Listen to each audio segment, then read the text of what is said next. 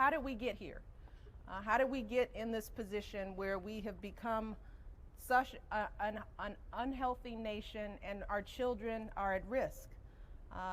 And the fact is, there are a lot of factors, but some of the more simple ones are that too many kids are consuming high-calorie food with low nutritional value, and they're not getting enough exercise. And so immediate, concrete, tangible effects, we had offered them the possibility as part of a series of confidence-building measures to move forward with a nutritional aid package, for example.